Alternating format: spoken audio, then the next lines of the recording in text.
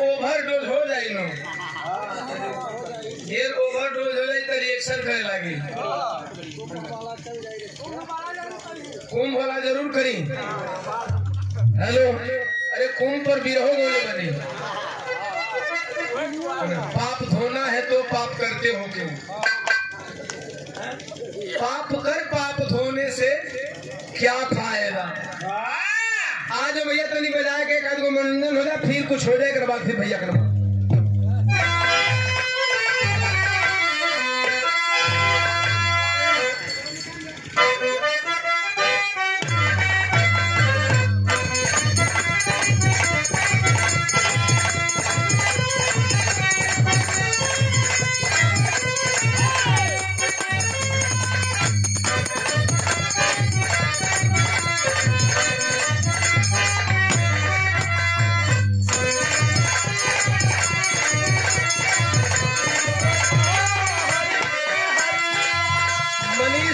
Service centre Manish Kumar मिस्त्री और अंबेडकर युवा एकता संघर्ष मिशन अध्यक्ष मनीष कुमार पता राजापुर लहंगपुर भैया के द्वारा 100 रुपया भैया के प्रणाम। तमाम आवाम के बहुत बहुत साधुवाद।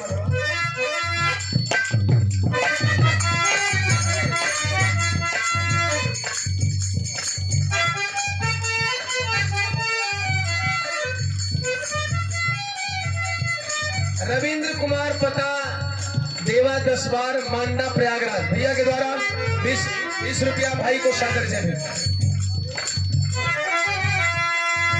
कहो करिया हम तो के बजावे के कहीं तक गावत हो वो गावत अरे कौन हरी मेहरिया कौन हरी मेहरिया करे तोर मेहरारू कौन हरी बिया की 4 लड़कन का माई बन गए रहे अपने वाली का ना बजाओ था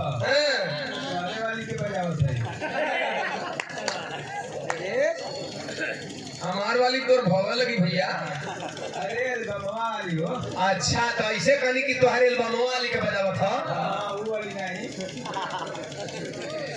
ये हमारे एल्बम वाली मेहरारू का दर्द बतावा था लई जौन गीत बिहार जगत में भूचाल लिया देलस भोजपुरी वाले भी घबरा गई जहिया ले गोले बनी तहिया ले वहीं तक ट्रेंडिंग में बा जहिया ले गोले बनी तहिया ले वहीं तक लेकिन होके तो इंस्टा पर देखा लो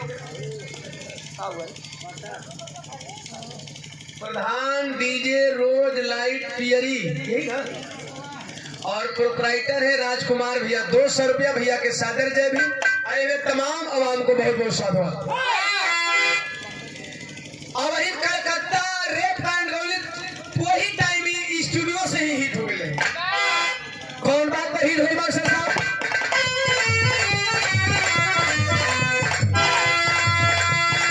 शिल्पी राज हमसे कहतारी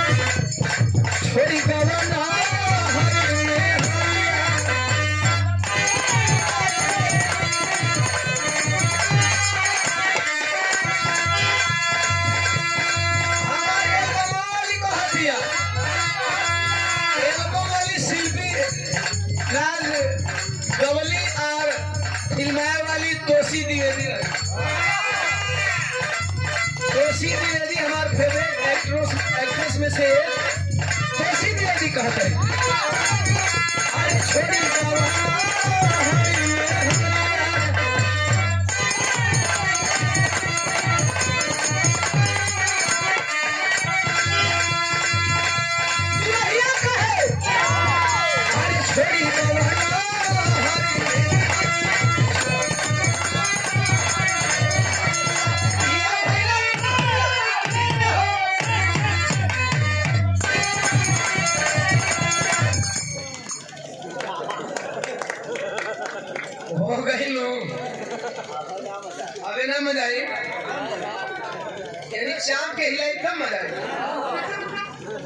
ऐसे हमारे आदत बा धीरे धीरे हिलावे, रसे रसे हिला के मजा ले लो। केकर केकर मन नहीं के भरल कि एक बार और हिलाई तो दोबारा हिलाओगे, केकर केकर मन बा। अच्छा हम तो सोचते हैं कि हमारी जवान साथी अंग्रेज लोग, लेकिन पीछे को बुजुर्गों लोग हाथ उठाए। चलिए कोई नहीं, यदि आप लोगों को अच्छा लगता है मेरा हिलाना तो मुझे भी हिलाना अच्छा लगता है। चल भैया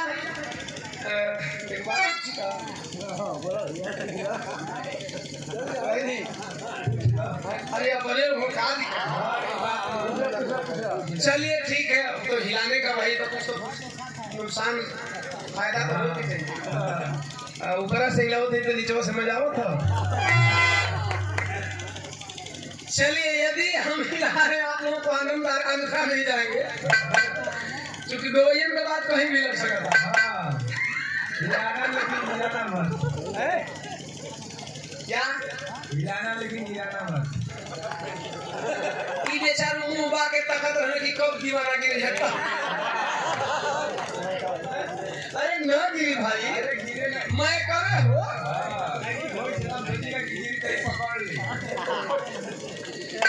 हम इतना अंदाज से अच्छा देखा भी रही है। मैं कल को गोइया बिहार में बात को गोइया को बीमार हो तो फूल गिरा देते ताकि गिरा लो लोग है ना। चुके ही गिरला के बाद भैया सीधे निकल न जाइए। लड़की आओ तुझे ही कहा गया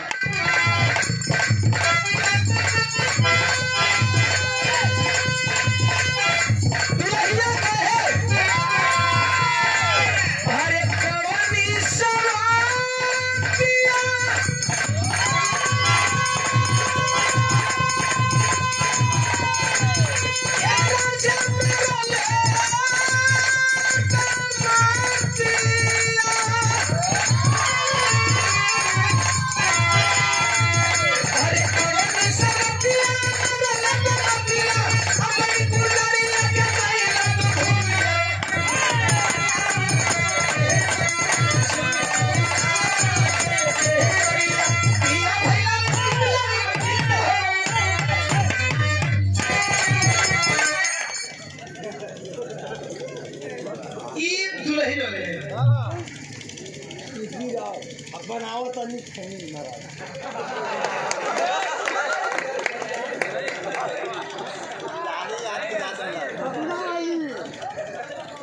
कौन बोला बनाओ तो खेली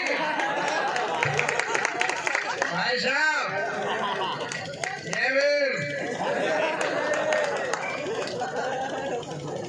कोई ऐसा लिखे ना जाए बोलो ऐसा बोले लो। पृथ्वीराज भैया बनाओ तो खैनी का डिमांड कर बनाओ तो खैनी खाली गाने में सुनबो की खैबो करला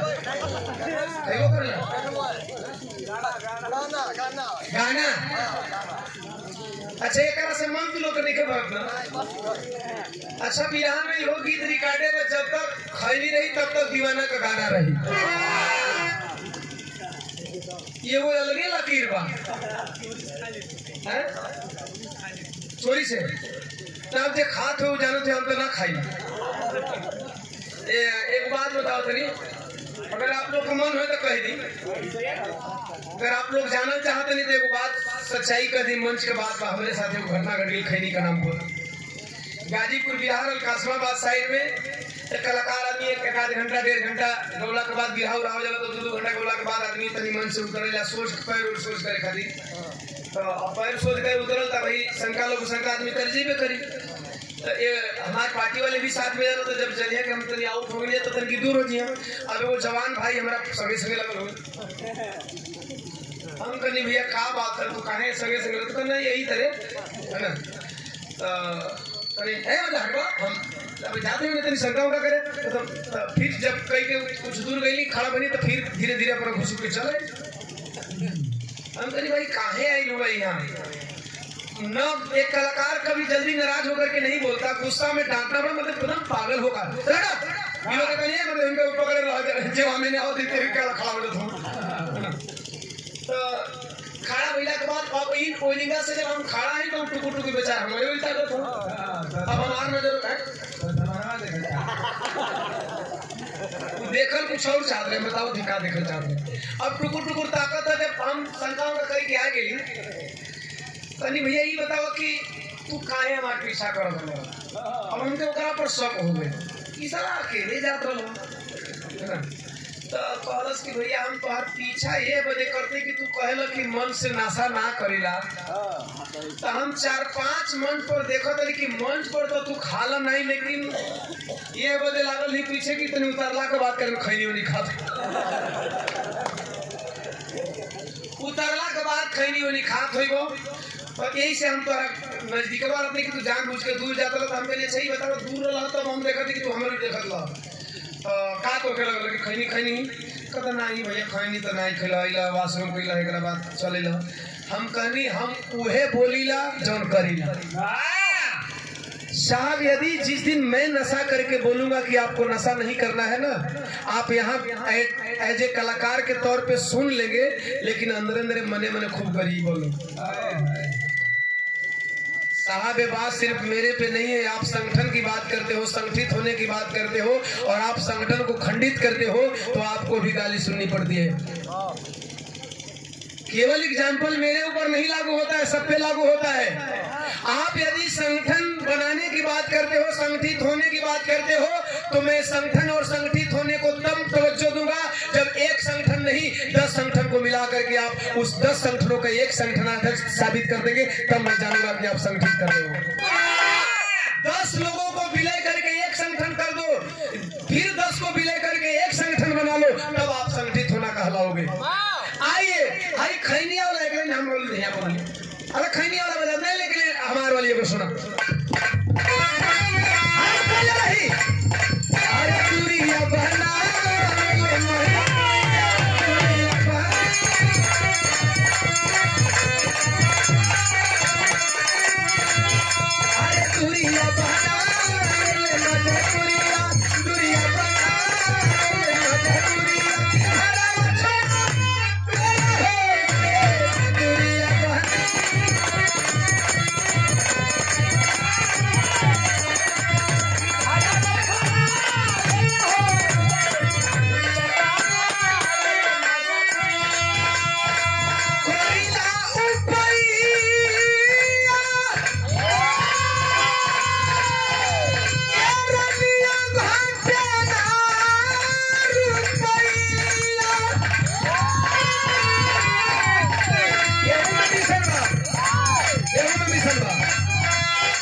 मन से गीत अगर समझा लोग तो एक गीतिया में मिशन बा, हमें के क्लियर करम के मिशन कहा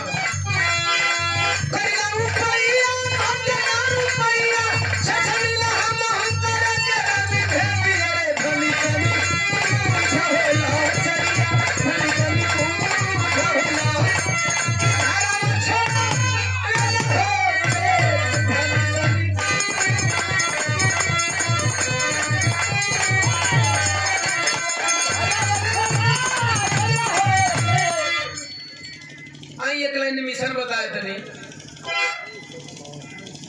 जागीरदार बिजनेसमैन और जो नेता बड़े बड़े पोस्ट पे हो गए, इन 3 लोगों को छोड़ करके बाकी लोग कामगार हैं। बाकी लोग श्रमिक हैं, सबके घर में कोई न कोई मजदूर, यहाँ तक कि डीएम एसडीएम भी मजदूर है, लेकिन उनके मजदूरी का फासला थोड़ा बढ़ जाता है क्योंकि वो सरकारी नौकर हैं और आप लोग सरकारी नौकर वाले अपनी बीवी बच्चों को अपने आवास में रख सकते हैं अपने साथ, लेकिन प्राइवेट नौकरी करने वाले अपने बीवी बच्चों को साथ में नहीं। इतना अंतर होता है सैलरी का, इतना अंतर होता है साहब। सैलरी कैसे समझेंगे? एक परदेसी आपका घर का बच्चा, आपके घर का भाई, आपके घर का बेटा, यानी इस समाज का बेटा किसी भी वर्ग का हो, परदेश जाता है, अपनी बीवी को कहता है कि जवानी में किसको छोड़ने का मन करता है? अपनी बीवी को घर पे। मजबूरी है। मजबूरी क्या है? पढ़ाई महंगी होती जा रही है, पढ़ाई महंगी होती जा रही है। सरकारी विद्यालय में खिचड़ी खाने में बच्चों का मन लगा रहता है क्योंकि सरकारी विद्यालय में सरकारी महकमे के लोगों का ध्यान नहीं है। टाइम में तो लोग पैसा लेके आ जाते तनी का रुक गई ना जब बतिया मतलब टाइम वाली मेन काम वाली बात बतिया नहीं तो तनका रुक गई गावे टाइम पैसा लिए अरे नाम बताइए श्याम सकल मस्ताना ई माला फूल बिहार का कौन भैया 50 रुपया दिलन कलाकारी कुपड़े अच्छा ढोलक भी हो जाते हैं ये डबल काम करता हूँ भैया के नाम पे ताली बजा अच्छी बात है हमें ढोलक ना बजा हमें सिखाया देता है अच्छा कुछ बहुत प्रयास कैली हम करताल बाबूजी थोड़ी की बता देलन हमके करताल बजावे हमें बाबू सीख लो हमारे करताल के गुरु बाबूजी सिखा देना हारमोनियम अपने से बजावे सीख लेनी झाल तनी मनी बजावे ला झाल बजा ले लेकिन ढोलक नहीं बजावे सच्चो बता दो ढोलक बजी थी तो कब को सरंग है कहाँ तो तरी बदल दे जहाँ ढेर डिस्टर्ब होना और जल्दी देखने के हम पॉइंट बताओ प्यार हमें तो हम लोग के रोकी देते लेकिन मनो ना करो ना सादर शिव बाबू कौन कोसड़ा खून भैया 50 रुपये सादर जमीन वह मजदूर कह रहा है कि रानी जानती हो मैं परदेश क्यों हूँ क्योंकि कॉन्वेंट विद्यालय में बच्चे को पढ़ाना है जो कि सरकारी विद्यालय में सरकारी महकमे के लोग सरकारी विद्यालय पे ध्यान नहीं देते हैं इसलिए वहाँ केवल खिचड़ी बनती है पढ़ाई जो कभी उसी सरकारी विद्यालय से सरकारी टीचर बने वो भी उस सरकारी विद्यालय की तरफ ध्यान नहीं देते उनके भी बच्चे कॉन्वेंट विद्यालय में जाते हैं और कॉन्वेंट विद्यालय का इतना फीस बढ़ गया है कि कॉन्वेंट विद्यालय के बच्चे से हम अपने बच्चे को सरकारी विद्यालय में पढ़ा करके कंपेयर करें तो हो नहीं सकता कंपटीशन का जमाना है रानी फीस भरना है और फीस भरने की कीमत क्या है मैं बता देना चाहता हूँ जरा सुन लेना साथियों की हर गीतों में मिशन कैसे होता है वह मजदूर व्यक्ति कह रहा है इंडिया विश्व का पहला देश है जहाँ शिक्षा पे जीएसटी लागू है शिक्षा और शिक्षा पे जीएसटी लागू करने का मतलब जहाँ शिक्षा दुनिया का कोई चीज फ्री में मिले या ना मिले लेकिन शिक्षा फ्री में मिलनी चाहिए शिक्षा फ्री में मिलनी चाहिए लेकिन शिक्षा पे जीएसटी अच्छा शिक्षा पे जीएसटी 18% और साला सोना पर जीएसटी 3% कितना सोना खरीद बोलो खरीदा ना सोना पे 3% और शिक्षा पे 18% 18% का मतलब शायद समझ में ना आए किसी को यहाँ जो लोग थोड़ा गणितीय आंकड़ा बेहतर रखते हैं वो लोग समझ जाएंगे 18% का मतलब क्या होता है बाकी लोग शायद समझ भी नहीं पाएंगे कि 18% का मतलब क्या होता है जो लोग समझदार हैं वे लोग समझते हैं जो लोग नहीं समझते हैं उनको जरा डिटेल में मैं बता देना चाहता हूँ कि 18% का मतलब क्या होता है एक मजदूर व्यक्ति एक कामगार व्यक्ति दिन भर की मजदूरी करके दिहाड़ी 300 रुपया कमाता है 200 रुपया अपने परिवार का खर्चा निकाल देता है 100 रुपये की बचत करता है वह यह सोचता है कि 100 रुपया मैंने बचा लिया तब तक से शाम को छुट्टी लेकर के बेटा विद्यालय से घर आता है और बेटा कहता है पिताजी मुझे पुस्तक चाहिए टीचर ने पुस्तक मांगा है और अगर मैं पुस्तक लेकर के नहीं जाऊंगा तो टीचर मारेंगे पिता गरीब बाप है पूछता है पुस्तक का दाम 100 रुपया बड़ी खुश होता है वह गरीब बाप बहुत खुश होता है कि 100 रुपये की पुस्तक है कल मेरा बेटा विद्यालय लेकर के जाएगा मार नहीं खाएगा इसका ये विद्यालय मिस नहीं करेगा पढ़ाई इसकी गैप नहीं होगी लेकिन जब बुक डिपो पे जाता है तो बुक डिपो वाले उस किताब को देख करके कहता है कि श्रीमान इस पुस्तक का दाम 118 रुपये आई बात समझ में किताबवा 100 रुपया का किताबवा 18% अर्थात 100 रुपया पर 18 रुपया एक्स्ट्रा टैक्स देना पड़ा उस गरीब को लेकिन उस गरीब के पास पैसा कितना है यदि 18% जीएसटी नहीं होती तो क्या वह गरीब मजदूर अपने बेटे का किताब खरीदता की नहीं खरीद लेता ना 100 रुपया ले गया है किताब का दाम लेके गया है लेकिन 18 रुपया एक्स्ट्रा होने के नाते वह मजदूर अपने बच्चे की किताब लेकर के नहीं आता है या तो कल से उसका बच्चा पढ़ने नहीं जाएगा, या तो कल जाएगा तो बहुत मार खाएगा, और मार खाने के बाद हो सकता है डर के मार जिंदगी में कभी विद्यालय आई। बात समझ में साहब?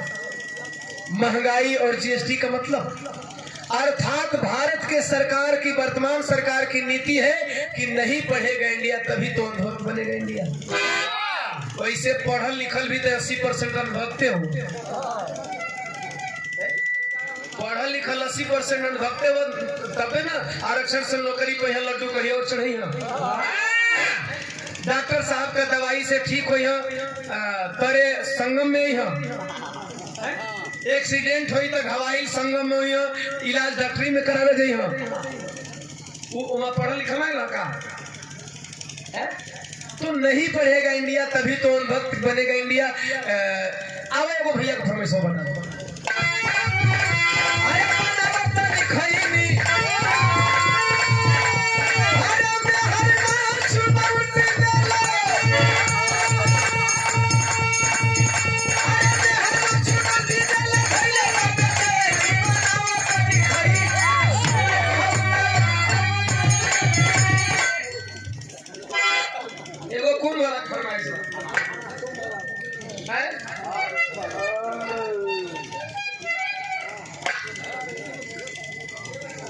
जो लोग चंदा देने के इच्छुक हैं, बहुत बढ़िया, क्या बात है अखिलेश भाई ना, जो लोग चंदा देने के लिए इच्छुक हैं, फाइनली सबके सपोर्ट से इतना बड़ा कार्यक्रम हुआ है। अगर आपको लगता है कि हमें 150 दे करके बच्चों का हेल्प कर देना चाहिए, तो मैं भी निवेदन कर रहा हूँ कि आप लोग हेल्प कर दीजिएगा। एक मोबाइल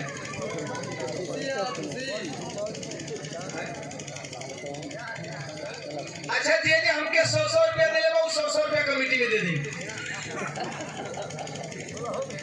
ठीक नो? अच्छा, मिशन गीत भी गाते हैं, अम्बेडकरवादी है, नाम बताएंगे? अच्छा इसको लिखे प्रेम शंकर अम्बेडकरवादी, बधौरा मांडा प्रयागराज से, बघौरा मांडा प्रयागराज से 100 रुपया। सादर जय भीम, जय भारत, खुदा हाफिज, नमो बुद्धाय। मिशन गीत कलाकार है, याद रख लो, जितना हम कहते हैं उतना कमेटी में देगा। राजू राव बौद्ध, ग्राम सिगदा, हलिया से है। इसका मतलब अब 14 तारीख को मिलने वाले हैं, 30 तारीख 100 रुपया सादर जय। जल्दी देके निकला भैया। अच्छा, बनावा खरीदी का प्यार है।